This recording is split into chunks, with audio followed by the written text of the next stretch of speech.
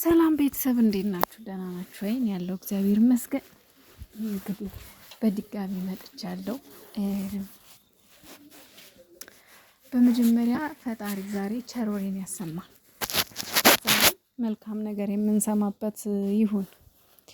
ብዙዎቻችሁ ተሰነባብተዋል እኮ ጨርሰዋል እኮ ትላላችሁ እና ዛሬ ላይ መጡ ነው። ብሩኬ ራሱን ሳያመጣል ሀይሚም የራሷን እያላችሁ ነው።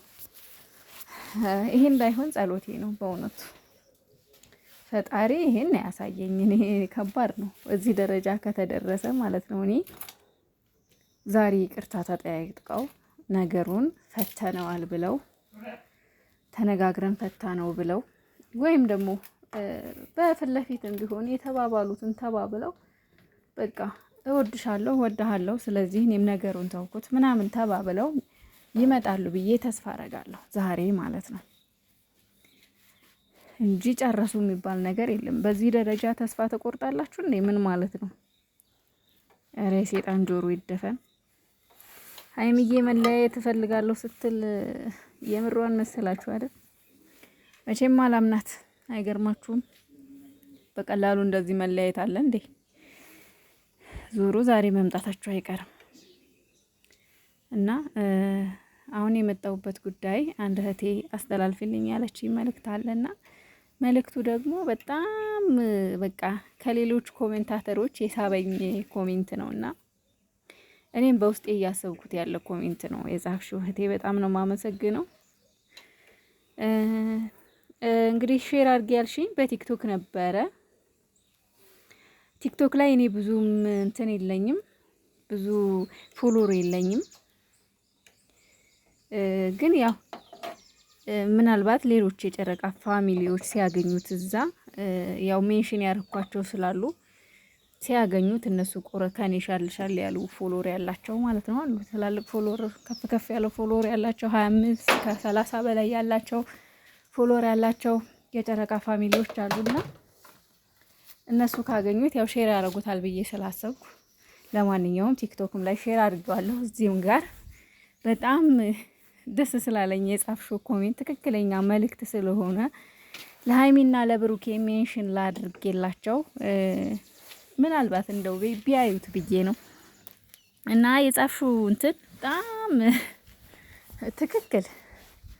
አሁን ላይ እነሱ የሰው ማደጊያ ነው የሆኑት። እውነት ለመናገር ሁሉም ቀዳዳውን ተጠቅሞ ቻናሉን ማሳደግ ፎሎ ማሳደግ ነው የፈለጉት። እየሆነ ያለውም ይሄ ነው በእውነት ማለት ነው። እና ምናልባት እነሱ ጋር ቢደርስ ለማንኛውም ይሄን ቪዲዮ ላይክ አድርጉት። ከላይክ ብዛት እነሱ ሊደርስ ስለሚችል ማለት ነው። ምንድነው መሰላችሁ ልጅቷ የጻፈችው ቃልዬ ይችን ኮሜንት በቲክቶክ ላኪልኝ። ሀይሚ አንቺና ብሩኬ ሰው ልታሳድጉ ትሯሯጣላችሁ። እዚህ የምትረዷቸው ሰዎች ግን እናንተን ለመጣል ጉድጓድ ይቆጥራሉ። ሀይሚዬ ይሄን ልል የቻልኩት ያን ጊዜ ብሩኬን ገንዘብ ወስዶብኛል ያለሽ ልጅ ጋር ተገናኝተው በነጋታው ነው ችግሩ የጀመረው። እኔ የምለው እንዴት በውሸት ወሬ ህይወትሽን አደጋ ላይ ትጥያለሽ? ታውቂያለሽ ብዙ ጠላት በዙሪያችሁ እንዳለ። አሁን በር ከፍተሽላቸው እየወጡ መረጃ ይላሉ። እነዚህን ሰዎች እንዴት አመንሻቸው? ብሩኬ ሌላ ህይወት ቢኖረው በክሊፕ ዓለም በሚታየው ህይወቴ ነሽ በክሊፕ ዓለም በሚያየው ህይወቴ ነሽ፣ ትዳሬ ሰላም ነሽ፣ ድምቀት ነሽ እያለ መስፈን ቀርቶ ቸልተኛ ነበር የሚሆን። ግን ብሩኬ እንደሚወድሽ እንደሚያፈቅርሽ አንቺም እንደዛው ፍቅራችሁ ከአይናችሁ ያስታውቃል። ስለዚህ ማድረግ ያለብሽ ብቻውን ቁጭ አርገሽ ብሩኬ እኔና አንተ ይሄን ያህል ጊዜ በመዋደድ በመተሳሰብ አለን። ግን አንተ የምታፈቅረኝ አይመስለኝም። እኔ ደግሞ ጊዜ እየሄደ ነው። ምን እያሰብክ ነው? አሁን የሳምንት የሁለት ሳምንት ጊዜ ሰጥቻለሁ። አስብበት ብለሽ ጠይቂው። ፍራንክ እኮ ከንፈሬን ሳመኝ ብለዋል። ከንፈሬን በፕራንክ ከንፈሬን ሳመኝ ብለዋል አይደል? ይሄ ህይወት ነው። የብሩኬ ቤተሰቦች የአንቺ ቤተሰቦች ፍቅረኛ መሆናችሁን ነው የሚያውቁት። ነገሩን አብርዱት። ቃልዬ መርጠሽ የተመቸሽን ቃላት አስተላልፊልኝ። የኔ ቆንጆ በጣም ትክክል ነው የጻፍሽው። የእውነት ማለት አሁን እዚህ ጋር እንኳን አይደለም ቤተሰብ ይቅርና እኛ የጨረቃ ፋሚሊዎች በጠቅላላ የውጭውም ሰው ሀይሚና ብሩኬ በድርጊታቸው ፍቅረኛሞች እንደሆኑ ነው ማንም ሰው የሚረዳው ማለት ነው። ያ ባፋቸው ባይናገሩ በድርጊታቸው እየተናገሩ ስለሆነ ማለት ነው። ስለዚህ ይሄ ለማንም አይጠፋም። ግን ምን አለ መሰለሽ ይሄ አስብበት ምን እያሰብክ ነው ምናምን የሚባለው ነገር